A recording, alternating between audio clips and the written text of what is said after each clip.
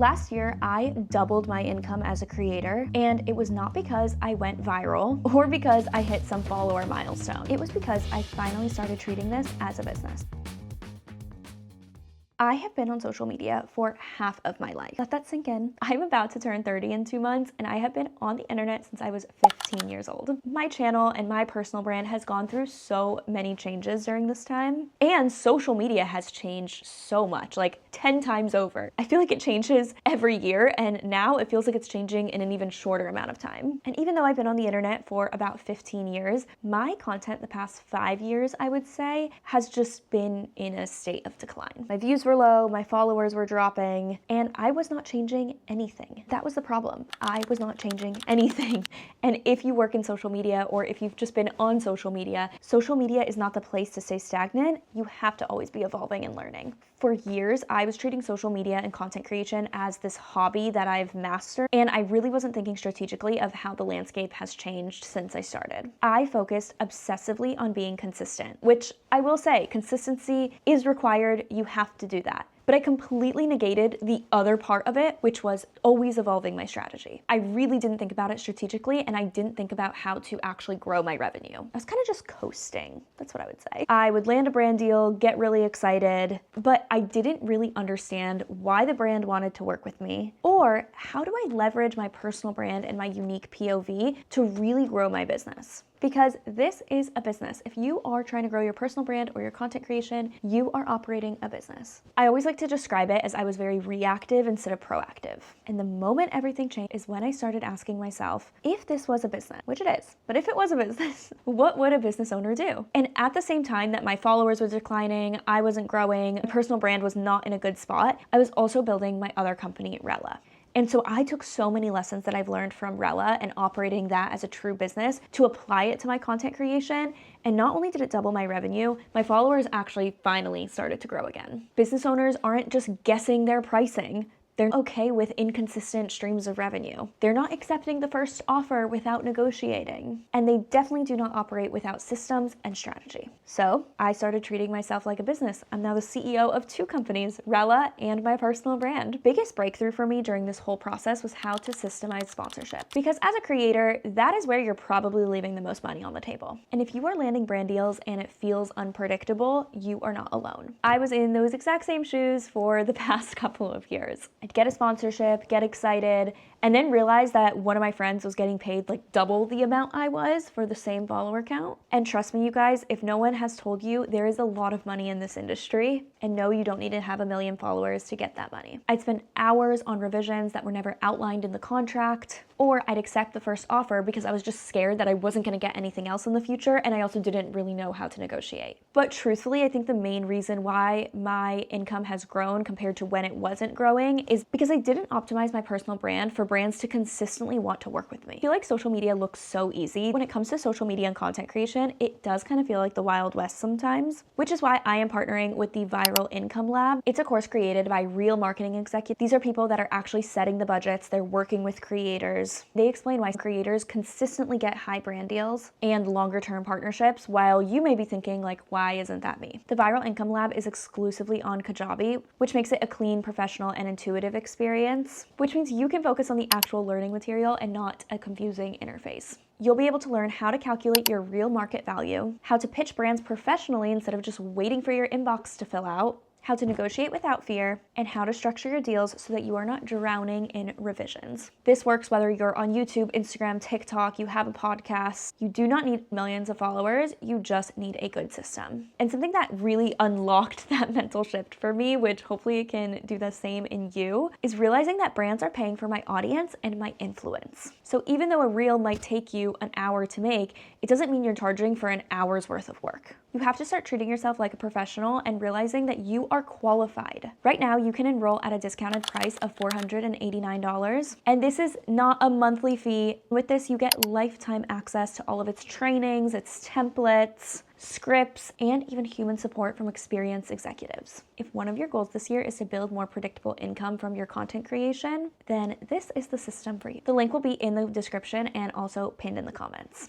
Let's start treating yourself like a business. I want to share the 4 major changes that helped me double my income and help grow my following. First one is that I treated myself like a business, creating an ideal follower profile and a mission statement. The very first thing that I did was I wrote a mission statement. I know it might sound cheesy, but I definitely encourage you to do this. What am I actually building here? Who do I stand for? And who am I trying to reach? I defined my ideal follower profile. This might sound similar to your ICP, which is ideal customer profile, and that is for a reason. Who is your ideal follower? What do they care about? And what transformation are they looking for? Again, this feels cheesy, but it is not just another branding exercise. It completely changed how I make decisions. What content do I create? What partnerships do I take? How to talk about my work. In the past, I considered myself a generic lifestyle creator. Seriously, what does lifestyle creator even mean? It pretty much was just an excuse for me to post random content about my life with no rhyme or reason. And you guys, that is lazy. I'm gonna call myself lazy. That was lazy of me. And there might have been a time where a normal college student could just post about their day, or a corporate girly could just post a day in her life. But times have changed and everyone is creating content now, so that generic content does not work anymore. There was a time where that was a novelty, where not many people were posting their life, so the ones that were really stood out. But it's 2026 and everyone is on social media, so you have to find a way to be different. You need an angle, you need a point of view, and you need a mission. If you cannot clearly answer the question, what type of content do you post and why do people follow you? Then you need to go back to the drawing board. And even though my numbers were declining, it took me so long to realize this because I was just clinging to the past with what worked 5 years ago. And what helped me realize this is that in parallel, I was building Rella and we were going through the exact same problem. We were trying to build Rella for everyone, and the second that we started niching down and saying, no, Rella is for this very small group of people, Rella exploded with growth. So once I knew exactly who I was speaking to, the founder, the aspiring entrepreneur, someone who's curious about building a business, everything became clear. I wasn't trying to be everything for everyone. I was building and creating content for someone very specific. Second thing I did that really helped me grow my brand and my income was I figured out what made me unique and I doubled down on it. I stopped looking at other creators and figuring out like what's working for them, and I started asking myself, what makes me different? One of my biggest hesitations before leaning all into the founder entrepreneurship content is that I thought, well, I don't really see that many other people filming this type of content, so there must be a reason for it. And you guys, if you do not see so many people filming content that you want to post about or something that makes you unique, that's actually a good thing. You found a white space in the market. And I always used to tell myself this, so I don't know why I didn't take my own advice, but it was always to create the content you want to see. I wanted to see other founders, other entrepreneurs, other business owners, but yet I was so scared of creating that content because I felt like no one cared because I didn't see it on the internet. And that should have been my sign that I need to be the one to fill that white space. And once I identified that, I leaned into it hard. For me, my content is a combination of being a founder, sharing the behind the scenes of building a business, building business lessons. And once I identified that, it made it so much easier to create content because every piece of content, every story fell into that theme. Brands actually started reaching out because they wanted that unique perspective and they knew that my audience wanted that perspective too. So it made it a lot easier for brands to identify themselves in my content. That helped increase my rates. I'm gonna be transparent with you. I have been getting some of the highest brand deals I've ever gotten in my past 15 years working in social media because I am working with brands that are so strategically aligned with my content and it's so crystal clear on who I'm talking to. When I was posting my generic lifestyle content, I was diluting my brand. I could have been talking to anyone, and I actually learned a lot from working with influencers at Rella because we don't care about their following. We care about who they're speaking to. When we search for influencers at Rella, if they are posting lifestyle content and content about so many different topics, we never work with them. We only work with people who are so strategically posting about social media, about content creation, and about being a social media manager. All we care about is that they have a clear audience that we can tap into. So how are you going to reverse engineer that and make sure that you have a clear audience that brands can tap into? The third thing that I changed was I built systems for everything. I actually just uploaded a video on how I can create over 100 pieces of content in 1 month, which shows my system. But in the past, I would store my brand deals in my literal notes app. Yeah, that was my system. Now I have a system where I track everything. I track all of my brand deals, the budgets. I keep all of the information, so feedback, any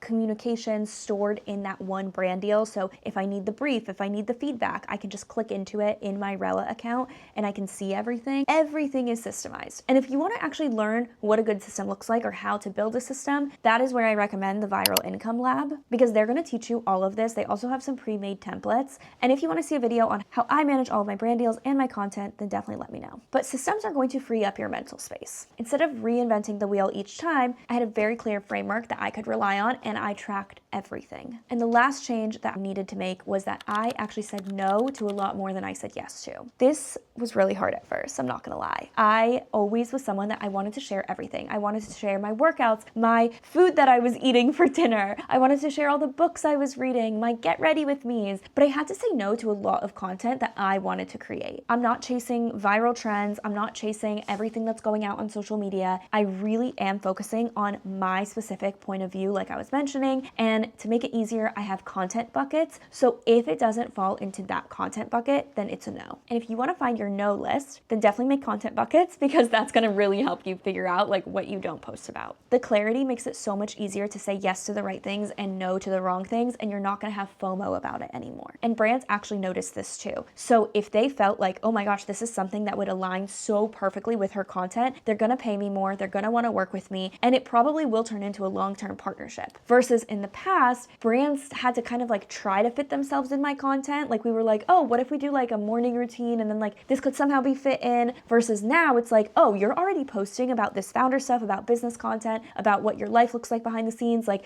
this would be perfect in it, versus the other way around. And trust me, brands noticed, and I'm seeing the benefits of it because my brand deals are increasing. So let's talk about what it used to look like versus what it currently looks like with all of these changes that I made. Like I said, in the past, I was tracking everything on a notes app on my phone. I was posting very much in the moment and consistently, but kind of like all over the place, content that was so random that no one really knew why they were following me. I didn't have a unique point of view. Whenever I did work with a brand, the deliverables were kind of random and chaotic. I didn't have consistent pricing or a consistent income. There were endless revisions when I did work with a brand, and it was a lot more one-off brand deals instead of long-term partnerships. Fast forward to today, and that's really been turned on its head. I have a very clear scope and a purpose. I have fair pricing, and I'm actually getting higher paid brand deals. I have systems that track everything, so I'm professional and organized, and I prioritize long-term partnerships. The difference was not my follower count. My follower count has grown, which is a nice thing when you are doing all of this, but the brand deals started becoming more consistent and started being higher paying, even when the follower count was staying the same. I had a clear IFP, I had my systems in place, and I only said yes to partnerships that actually aligned with my strategy. So treating social media and your content like a business is not losing your creativity or losing your authenticity. It's actually the opposite. It has freed me so much mentally. I've grown. I'm more financially stable. And if you are going to put all of this time into content creation, which I know you are, you might as well run it like a business and actually have a strategy behind it. If you are ready to stop guessing on sponsorships and start building predictable income, check out the Viral Income Lab in the description. It is the system that I wish I had years ago. Let me know in the comments which change resonates with you and what you're doing to change. Thank you so much for watching this video, and I'll see you guys in the next one. Bye guys.